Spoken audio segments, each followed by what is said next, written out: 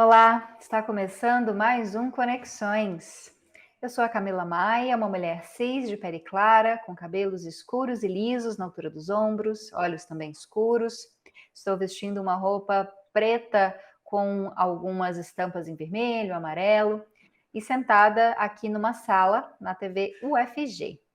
Quem faz a interpretação para Libras nesse bloco é o Diogo Marques, integrante do Labitave. Ele se identifica como um homem de pele parda, cabelos e olhos castanhos. Muito obrigada, Diogo, pela sua presença. E a questão central do nosso programa de hoje é a questão indígena no Brasil. Por isso, vou trazer algumas informações que levaram a gente a discutir esse tema hoje, já que, como provavelmente você já conferiu nos veículos de informação brasileiros, há uma crise sanitária e humanitária no território Yanomami. Desde a última semana, várias informações têm vindo a público sobre uma situação de desnutrição, doença e morte dentro dessa comunidade. E é sobre isso que eu falo agora, para depois a gente abordar um pouco mais aprofundadamente a questão dos povos indígenas aqui no Brasil. Então, na última sexta-feira, dia 21 de janeiro, o Ministério da Saúde decretou situação de emergência em saúde por conta da morte de crianças da etnia Yanomami por desnutrição, isso em Roraima. A ministra da Saúde, Nízia Trindade, afirmou que o governo do ex-presidente Jair Bolsonaro teria sido omisso em relação à saúde dos Yanomamis. No sábado, Luiz Inácio Lula da Silva e a equipe dele fizeram uma visita ao estado de Roraima depois que fotos de indígenas visivelmente subnutridos viralizaram na internet. O presidente classificou a situação dos Yanomami como um tipo de genocídio.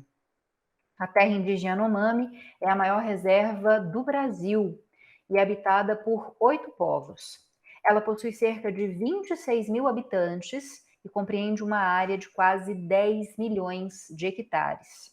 O território foi homologado e reconhecido pelo governo brasileiro em 1992, pelo então presidente Fernando Collor de Mello, que assinou o decreto de homologação e reconhecimento da terra indígena. Esse território está localizado entre os estados de Amazonas e Roraima e ao norte da divisa entre Brasil e Venezuela. E dados que foram coletados pelo Ministério da Saúde e enviados ao Ministério dos Povos Indígenas na semana passada mostraram que 586 crianças Yanomami têm com idade abaixo de 5 anos, têm um peso muito baixo para a idade. Outras 968 crianças Yanomami com menos de 5 anos de idade têm peso baixo para a idade. Assim, mais de 1.500 pequenos indígenas têm hoje algum déficit de peso. Para chegar a esse número, o Ministério da Saúde, por meio da Secretaria Especial de Saúde Indígena, mencionou peso e medição de mais de 4 mil crianças. Então, pensando nesse contingente de 4 mil crianças, mais de 1/3 delas tem peso não condizente com a altura, o que indica desnutrição. Segundo o médico Paulo César Basta, que é doutor em saúde pública e um dos mais experientes no tema da saúde Yanomami no país, o estado nutricional das crianças Yanomami é realmente muito ruim. Isso é comparável aos dados das crianças da África subsaariana, que infelizmente também sofrem com a desnutrição. E a situação do povo Yanomami se arrastou durante anos no governo de Jair Bolsonaro. Uma operação da Polícia Federal e do Ministério Público Federal, em novembro do ano passado, mirou suspeitas de desvio no uso de verba para remédios na área. A suspeita era de que só 30% dos mais de 90 tipos de medicamentos que deveriam ser fornecidos por uma empresa contratada pelo Distrito Sanitário Indígena local teriam sido devidamente entregues. Uma inspeção do MPF, em julho de 2022, apontou que a entrega de um vermífugo, por exemplo, o albendazol, ocorreu em quantidade inferior ao que constava na nota fiscal. Ainda conforme o MPF, havia claras evidências de que a mesma prática estendia-se a outros 95 medicamentos licitados. O Ministério Público Federal alertou para a crise de saúde no território Yanomami desde pelo menos 2021. Em recomendação de novembro daquele ano, o órgão já cobrava ações do Ministério da Saúde para melhoria no atendimento à população indígena.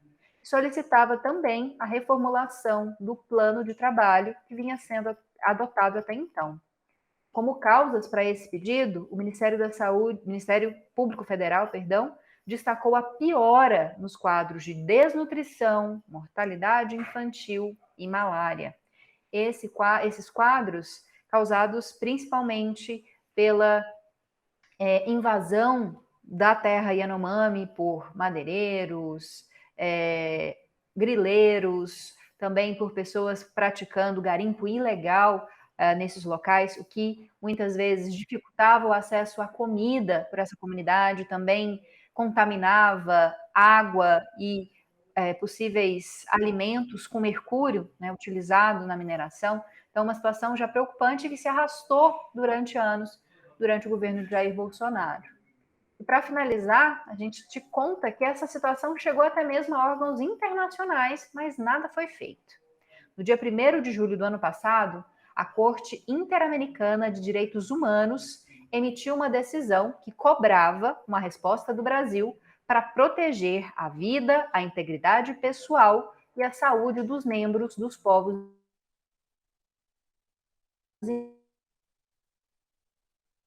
indígenas. Essa comissão disse que a situação dos indivíduos dessas 3 populações era de extrema gravidade e urgência.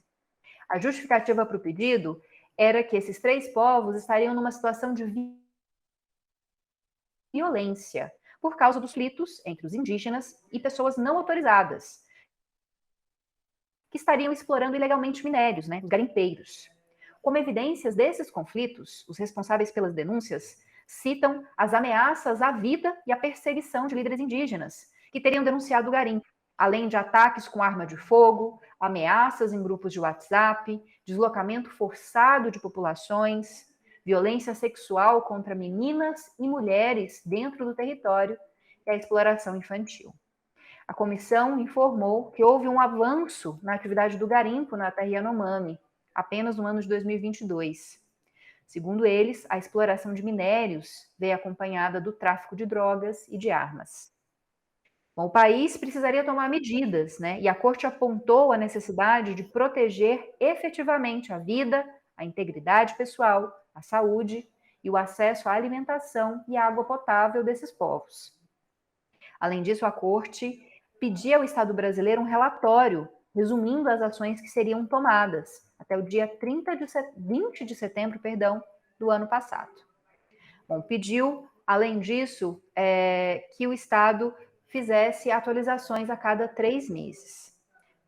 Depois dessa primeira denúncia, né, um relatório que veio em maio de 2022, o Estado enviou uma resposta e alegou improcedência, pois não haveria, né, na verdade, caracterização dessa situação de extrema gravidade e urgência. O Brasil solicitou que o pedido de medidas fosse rechaçado pela Corte. Mesmo assim, os membros da Corte manifestaram preocupação e mantiveram esse pedido, né, de maior cuidado com esses 3 povos indígenas. E na decisão que foi divulgada em julho, as autoridades reforçaram e deixaram claro a situação de extrema gravidade. A Corte determinou por unanimidade a adoção de 8 medidas para a proteção desses povos, né, ainda em 2022, o que foi completamente ignorado pelo Estado brasileiro. A Corte Interamericana ainda espera respostas do governo brasileiro. Bom, a gente contou um pouquinho essa situação da comunidade indígena, né, do território indígena Yanomami, da situação de desnutrição, de morte, de perseguição a lideranças, de ocupação, de invasão, né, do território por garimpeiros, madeireiros, enfim. E no próximo bloco a gente continua falando sobre essa situação, que a gente conversa com uma liderança indígena do povo Craô, que estuda aqui na Universidade Federal de Goiás e que vai conversar com a gente, tentar explicar um pouquinho a condição dos povos indígenas no Brasil. A gente conversa com ele, que é daqui a pouquinho depois do intervalo. Então, sai daí, a gente volta rapidinho.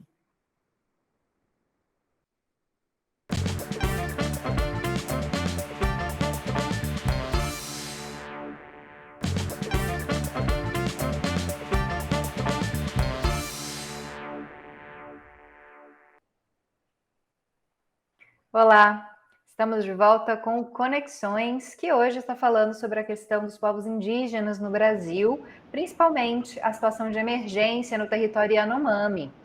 Nesse bloco, quem faz a interpretação para Libras é o professor Diego Barbosa, que é coordenador do Labitave e professor da Faculdade de Letras da UFG. Ele se descreve como um homem de pele clara, com cabelos e olhos castanhos e uma barba cheia. Olá, professor Diego, muito obrigada pela sua presença. Bom, e esse bloco vai ser dedicado a conversar um pouco sobre a situação dos povos indígenas aqui no Brasil e as políticas públicas, né, que podem auxiliar nas resoluções, na resolução de problemas, de questões desses povos. E quem vai falar com a gente sobre isso é o representante, né, um líder indígena Craô, que é o Indiahuri Cantraô. Olá, Indiahuri, muito obrigada pela sua presença aqui no Conexões. Peço que você faça uma rápida descrição física para o nosso público na hora de cumprimentá-lo. Olá, boa tarde. Então, eu sou de Arrures, tenho uma cor pardo, tenho cabelo liso e preto e sou indígena. Obrigada, Indiahuri. Para a gente começar, você é do povo Craô, mas acredito que possa comentar um pouquinho dessa situação que a gente está acompanhando, né, nos últimos dias, desde a semana passada, que são as fotos que surgiram nos meios de comunicação, na internet, a situação de desnutrição, de morte do povo Yanomami. Como é que você, como um líder indígena, percebeu essa situação, analisa essa situação, né? Como vocês da comunidade Craô sentem isso em relação a esse povo irmão? Então, em últimos dias a gente vem acompanhando noticiários na TV, nas redes sociais, e a gente se depara com imagens que deixam a gente muito triste, né? Porque são nossos irmãos que estão ali, né? De alguma forma, são indígenas, né? O governo que passou não teve um olhar específico para nós, povos indígenas, né? Sempre nos atacou em relação a gente que vive em reservas por sermos indígenas, né? Então, atual gestão que acabou esses 4 anos, a gente viu que foi um descaso total com a gente indígena, principalmente essas reservas que têm minério, né? Que nem os nossos irmãos Yanomamis estão sofrendo hoje por causa de garimpos ilegais, aí muito mercúrio, né? E descaso à saúde total. Os noticiários falam que eles foram esquecidos tanto na saúde, tanto então eles estão desnutridos hoje e doentes. Então isso nos deixa preocupados, né? Porque queremos viver bem, todos com saúde e temos esse direito. Bom, e a situação deles tem muito a ver com o que você disse até da relação com o garimpo, né, da ocupação ilegal de territórios indígenas pelo garimpo, grilagem, também retirada de madeira de forma ilegal, né? Isso aumentou nos últimos anos, Indiahuri, essas ameaças às comunidades indígenas, não só os Yanomami, mas também outras comunidades, né? Por muitas vezes retirada de madeira, ou garimpo, ou pesca, ou grilagem, são vários os atores que têm atacado, né, o direito de existir e de habitar um determinado espaço das comunidades indígenas. Sim, a gente tem violações de todos os lados, né? Tanto em roubo de madeira, garimpo, é, roubo de animais silvestres, né? Como aves, arara, várias situações que aumentou nesses últimos 4 anos, né? Não sei se com o governo passado incentivando, né, os garimpeiros atirarem em garimpo ilegal, né? A gente lembra que ele fez uma visita, o Bolsonaro, um garimpo ilegal, né? Então, tudo estimava isso. Então, nós, povos indígenas, sofremos muito nesses últimos 4 anos. A nossa luta sempre foi de lutar, né? Sobrevivermos, mas nesses últimos 4 anos a gente sofreu um retrocesso em todos esses âmbitos, né? Nas invasões de terras, né? Em roubo de madeira, todos. Então, o meu povo também sofremos com isso, né? A gente faz trabalho de fiscalização e prendemos muitos casos de brancos que entram no nosso território para tirar madeira e animais silvestres. Então, todas as reservas foram atacadas nesses últimos 4 anos, né?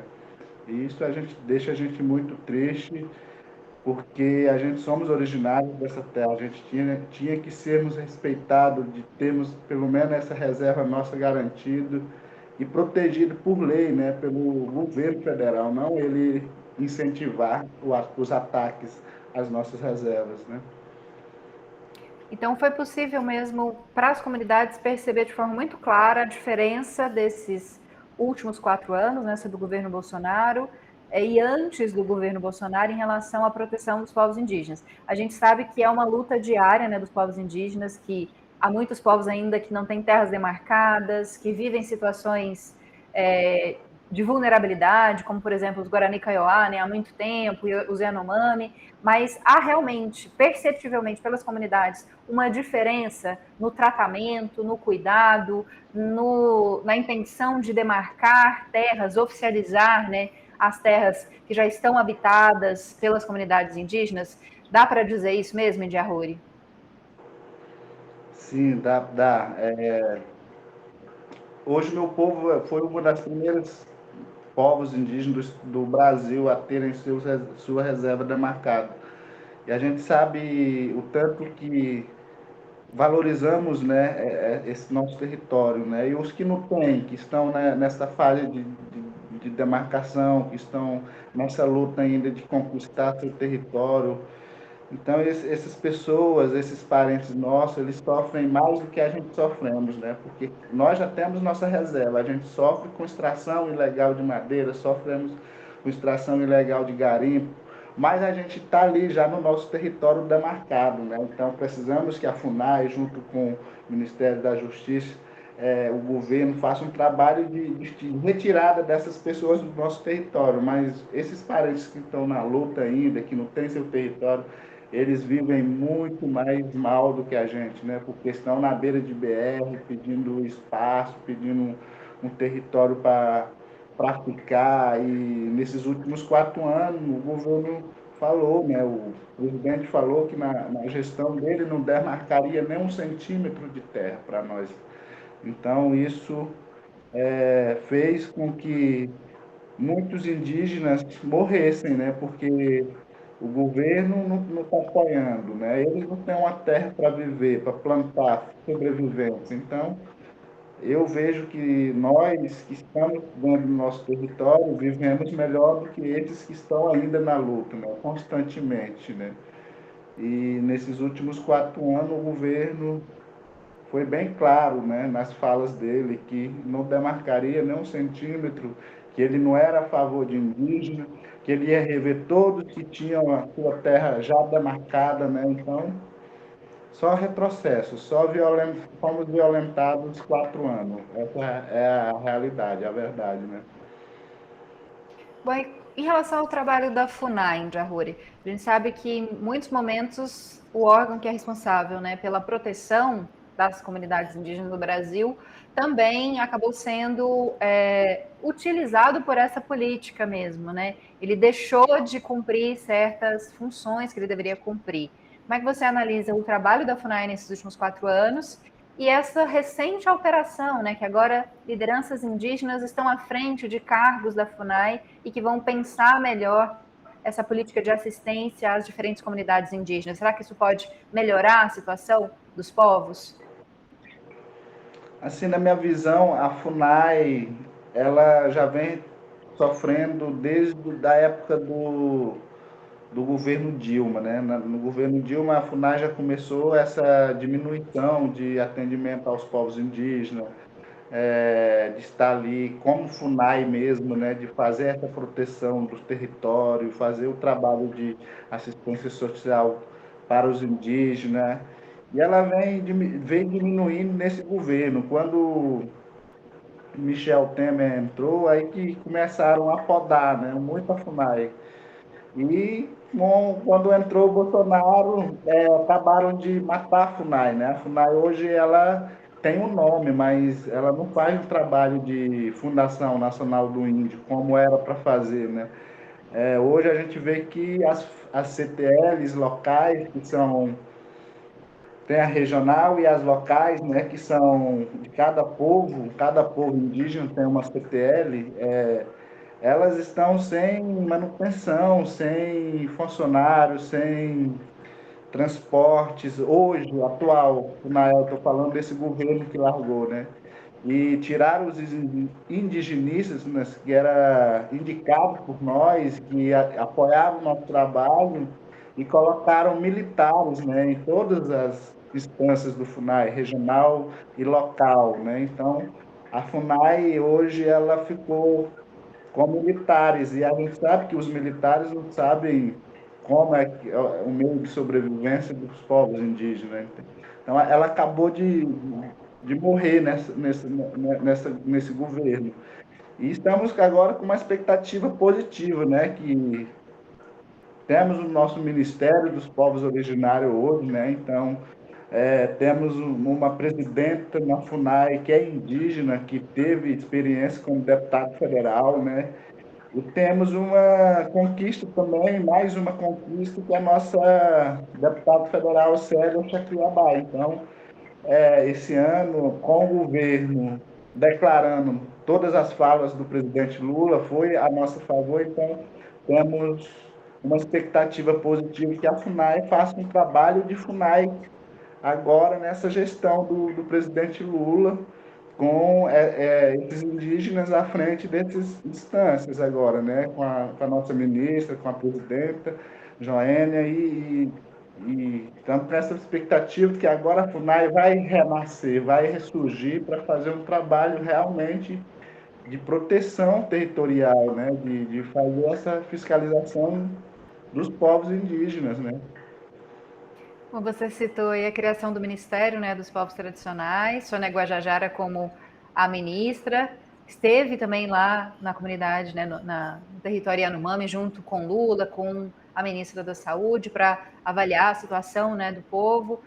Você acredita, então, que esse ministério ele vai conseguir fazer avançar as pautas que são de importância das comunidades indígenas em relação à demarcação? A gente tem ainda a questão do julgamento, né, relacionado ao marco temporal também, que já se arrasta há muitos anos. Você acha que com esse ministério vai ser mais, não vou dizer fácil, né, mas vai ser possível discutir de uma forma mais consciente, mais responsável as demandas das populações indígenas? Sim, eu acho que a gente tem tudo para tivemos uma conquista, nós povos indígenas, né? Nós que vemos lutando através de reivindicações, de APLs, né? De movimento indígena. Hoje a gente está tendo voz lá dentro, lá em Brasília, né? Então nós estamos agora com essa expectativa de que agora a gente possa conseguir fazer nossas reivindicações, a gente ter o destaque a nível mundial, ao lado do governo, a gente ter esse olhar diferenciado em relação aos povos indígenas, né? Porque a gente vê que o mundo está precisando de um ar limpo, né? E quem produz hoje um ar limpo somos nós, povos indígenas, que temos nossos territórios demarcados, né? Então, a luta da nossa ministra Sônia Guajajara sempre foi essa, né? Permanência de povos indígenas, demarcação de terras indígenas, saúde diferenciada, educação diferenciada. Então, agora eu creio que a gente tem uma voz de uma pessoa, liderança nossa, que confiamos, né, que está lá hoje como ministra. E semana passada eu tive a oportunidade de ir lá em Brasília, numa audiência com a ministra Sônia Guajajara, né, e tivemos uma conversa de realmente de avançarmos positivamente a visão diferente do mundo, né? Chega de a gente ser visto como um bicho, né? A gente somos indígenas, né? Mas a gente estamos querendo ser visto no mundo, não só no Brasil, né? Mas a nível de outros mundos verem que a gente tem a nossa cultura diferenciada, que a gente precisa do nosso território, que a gente já estávamos aqui quando vocês chegaram, né, os brancos, então a gente quer ter esse respeito, a gente sabe que a gente já teve muitas mortes, muitas sofrimento para conseguirmos estar ocupando esses espaços hoje, né, a nível nacional aqui em Brasília. Então eu acho que agora a gente tem tudo e o governo Lula, pelo menos nas falas positivas, agora a gente está do nosso lado, a gente criou o ministério para a gente, né? Então, vamos ver se realmente agora a gente vai poder avançar, né? Ter esse respeito, ter essa visão que nós somos diferentes, nós precisamos viver também, né? Então, precisamos desse espaço que é nossa demarcação de terras, né? Nós precisamos dessa saúde diferenciada, a gente precisa dessa educação diferenciada, né? Então, a nossa luta sempre foi essa, né? A gente não quer fazer mal para agronegócio, a gente não quer fazer mal para o desenvolvimento do Brasil, né? A gente só quer o nosso território e sermos respeitados, né? E nossa luta sempre foi essa. A gente nunca fomos de bater de frente com vocês, porque até então a gente não tem equipamentos, nós não temos armas, nós não temos essas coisas para brigar, né? Então a nossa briga foi sempre através de pintura, de briga, de mostrar para o governo que estamos aqui, que precisamos dessa terra, que precisamos desse respeito para vivermos, né? Então a nossa luta é simples e é só isso que a gente quer, né? A gente não quer confrontar. Hoje a gente está aqui em Goiânia estudando, lutando para levar uma melhoria para o nosso povo, que está lá na base, né? Que nos confia, que a gente vem aqui, vamos aprender e levar um conhecimento. Então é só isso que a gente quer um espaço e respeito para sobrevivermos. Bom, Índia Rui, acredito que a gente falou de questões muito importantes. Eu queria agradecer a sua presença e deixar esse espaço também para que você deixe uma consideração final, uma palavra final, né? Para que a gente possa continuar refletindo sobre a questão dos povos indígenas. Se quiser falar um pouquinho também do seu povo, dos Craô, que já tive a chance de visitar, felizmente, para que a gente possa conhecer também cada vez mais, né, os diferentes povos indígenas, as diferentes culturas, as diferentes tradições de cada um deles. Então, eu vou começar a falar um pouco do nosso espaço que a gente tem aqui na UFG, né? A gente tem um núcleo específico para a formação de professores indígenas, que é o núcleo Tacna. Hoje, eu, como representante do núcleo, sou Craô, mas a gente tem outros 30 povos lá, né? De 5 estados, tem 30 povos de línguas diferentes, de culturas diferentes, e de 5 estados. Então, a gente tem uma riqueza de conhecimentos diferentes. E quando a gente vem aqui, a gente contribui um pouco de cada conhecimento de nós com esses colegas, né, que estão aqui, né?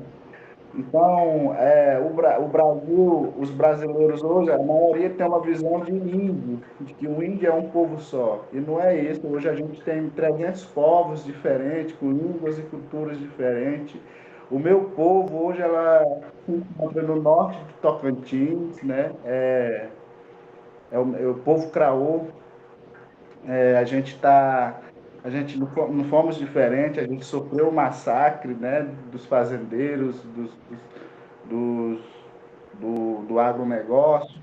E hoje a gente está lá com mais ou menos 4.000 craôs vivos e numa terra demarcada. Quem quiser nos visitar, estamos lá em norte do Tocantins, município de Itacajá.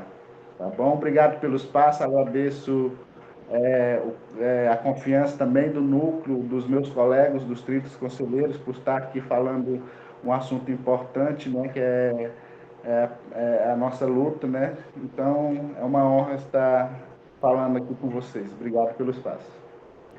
A honra é toda nossa, Indiarruri, muito obrigada. Espero que a gente possa falar em outros momentos sobre assuntos mais positivos, né? Sobre melhorias na condição das comunidades indígenas do Brasil. Muito obrigada para você.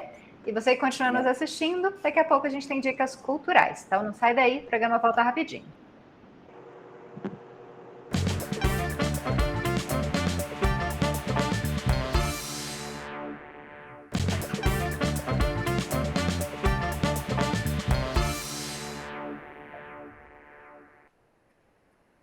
Estamos de volta com o último bloco do Conexões de hoje. Lembrando que você nos assiste em diferentes canais, diferentes plataformas. Conexões vai ao ar na TV UFG, canal aberto, né, sinal aberto, canal 15.1, também na NET Goiânia, canal 21, e pelo site da TV UFG, pelo aplicativo da TV UFG e também pelo nosso canal no YouTube. Então, você pode nos acompanhar ao vivo, toda quinta-feira, a partir das 4h30 da tarde. Além disso, você pode nos mandar suas sugestões, críticas, elogios. Você faz isso pelas nossas redes sociais, só procurar por @TVUFG e pelo nosso WhatsApp. O número aparece aqui na tela e é o 62991811406. 62991811406. Eu tenho várias informações sobre cultura nesse último bloco, né? Você já sabe que a gente gosta muito de falar sobre cultura e terminar o nosso programa desse jeito. A Escola do Futuro do Estado de Goiás, em Artes, Basileu, França, está com inscrições abertas para cursos técnicos. São 85 vagas distribuídas entre teatro, música, dança e artes visuais. Os cursos técnicos oferecidos são gratuitos, presenciais e possuem duração média de 2 anos. O aluno concluir o curso recebe um certificado reconhecido pelo Ministério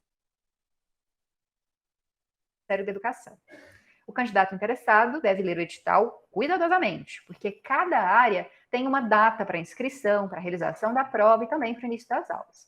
Para conferir todas essas informações, acesse o site da escola, que é o basileufranca.com.br, basileufranca.com.br. E no próximo sábado, o grupo de teatro Artefatos, da Casa de Cultura Nazaré, apresenta o espetáculo No Fundo do Poço, do Teatro Sesc Centro. A apresentação começa às 8h da noite e faz parte do projeto CLAC, Retomada Cultural.